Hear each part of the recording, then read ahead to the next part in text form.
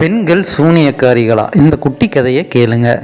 2 நாட்டு மன்னர்களுக்கு இடையில் கடுமையான போர் நடந்துச்சுங்க. அதில் இறுதியில் ஒரு மன்னன் ஜெயித்தான். தோற்று போன மன்னன்கிட்ட வெற்றி பெற்ற மன்னன், நான் உங்ககிட்ட ஒரு கேள்வி கேட்குறேன், அந்த கேள்விக்கு நீ சரியான பதிலை சொன்னான் உன்னோட நாட்டை உங்ககிட்ட திருப்பி கொடுத்துறேன்னு சொன்னான். அந்த மன்னனும் சரி கேள்வியை கேளுங்க நான் சொல்கிறேன் அப்படின்னாரு. அந்த மன்னனும், நான் ஒரு பெண்ணை விரும்பினேன், அவளை திருமணம் செஞ்சுக்கணும்னு ஆசைப்பட்டு அந்த பொண்ணுக்கிட்ட போய் என் காதலை தெரிவித்தேன். அந்த பொண்ணும், மன்னா என்னுடைய கேள்விக்கு நீங்கள் பதிலை சொன்னீங்கன்னா நான் உங்கள் காதலை ஏற்றுக்கிறேன், உங்களை திருமணம் செஞ்சுக்கிறேன்னு சொன்னான். சரி கேள்வியை கேளு அப்படின்னு நான் அந்த பெண்கிட்ட சொன்னேன். பெண்ணோட ஆழ் மனதில் என்ன இருக்குது அப்படிங்கிறதுக்கு நீங்கள் சரியான விடையை சொன்னீங்கன்னா நான் உங்களை திருமணம் செஞ்சுக்கிறேன்னு அந்த பெண் சொன்னான். எனக்கு இப்போ இதற்கான விடை வேணும், இந்த விடையை நீ சொல்லிட்டேன்னா உன்னோட நாட்டை நான் உனக்கு திருப்பி தரேன் அப்படின்னு இந்த வெற்றி பெற்ற மன்னன் தோற்று போன அந்த மன்னன்கிட்ட சொன்னான். இந்த கேள்விக்கான பதிலை சீக்கிரமே தெரிஞ்சுக்கிட்டு நான் உங்களை சந்திக்கிறேன், எனக்கு கொஞ்சம் கால அவகாசம் வேணும்னு கேட்டுட்டு தன்னோட நாட்டுக்கு திரும்பினான்.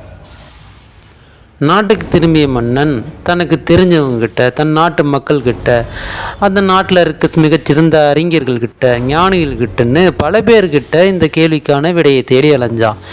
யார்கிட்டையும் இந்த கேள்விக்கான சரியான பதில் இல்லை.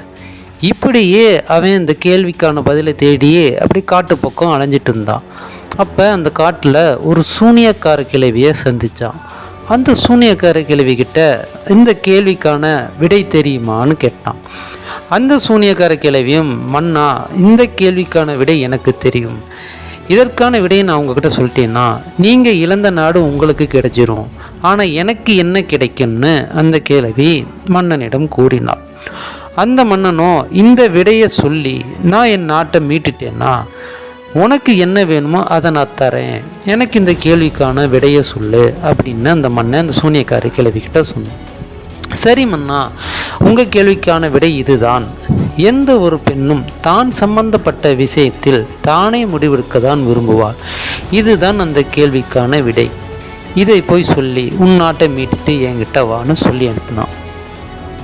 விடையை பெற்றுக்கொண்ட மன்னன் அந்த நாட்டு மன்னனிடம் இந்த பதிலை தெரிவிக்க, அந்த மன்னனோ தான் விரும்பிய பெண்ணிடம் இந்த பதிலை கூற, அந்த பெண்ணும் இது சரியான பதில்தான், நான் உங்களை திருமணம் செய்து கொள்கிறேன் என்று கூறிவிட்டு அந்த மன்னனை திருமணம் செய்து கொண்டாள்.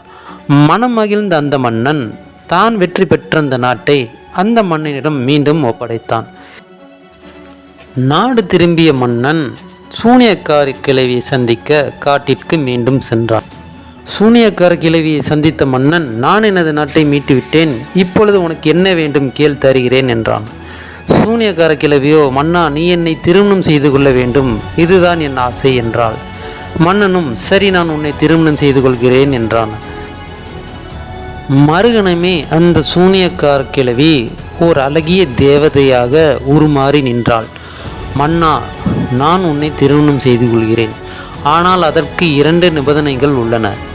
ஒன்று, நான் இரவில் மட்டுமே அழகிய தேவதையாக இருப்பேன், பகலில் சூனியக்கார கிழவியாக இருப்பேன். இன்னொன்று, பகல் பொழுதில் அழகிய தேவதையாக உன்னுடன் வலம் வருவேன், இரவில் சூனியக்காரியாக இருப்பேன். இதில் 2இல் ஏதாவது ஒன்றை தேர்வு செய்ய வேண்டும், இதில் எதில் நீ தேர்வு செய்வாய் என்றாள். மன்னனோ, இது நீ சம்பந்தப்பட்ட விஷயம், இதில் நீயே முடிவெடுத்துக்கொள் என்று ஒதுங்கிக் கொண்டார். அந்த சூனியக்கார கிழவியோ, மன்னா நீ மிகச்சரியான பதிலை கூறினாய், எந்த ஒரு பெண்ணும் தான் சம்பந்தப்பட்ட விஷயத்தில் தானே முடிவெடுக்கத்தான் விரும்புவாள், இப்பொழுது அந்த முடிவை என்னிடம் விட்டதால் நான் எப்பொழுதுமே அழகிய தேவதையாகவே இருக்க விரும்புகிறேன், அதனால் இந்த நிமிடம் முதல் நான் எப்பொழுதும் ஒரு அழகிய தேவதையாகவே உன்னுடன் வாழ்வேன் என்றாள். இந்த கதை எதை தெளிவுபடுத்துகிறது என்றால், எந்த ஒரு பெண்ணுக்கும் அவள் சம்பந்தப்பட்ட விஷயத்தில் அவளே முடிவெடுக்கும் பொழுது அவள் அழகிய தேவதையாக காட்சி தருகிறாள். அவள் சம்பந்தப்பட்ட விஷயத்தில் பிறர் தலையிட்டால் அவள் ஒரு சூனியக்காரியாகவே மாறிவிடுகிறாள். பெண்களின் உணர்வுகளையும் சுதந்திரத்தையும் மதிப்போம். இதுவே இந்த கதையின் கருவாகும்.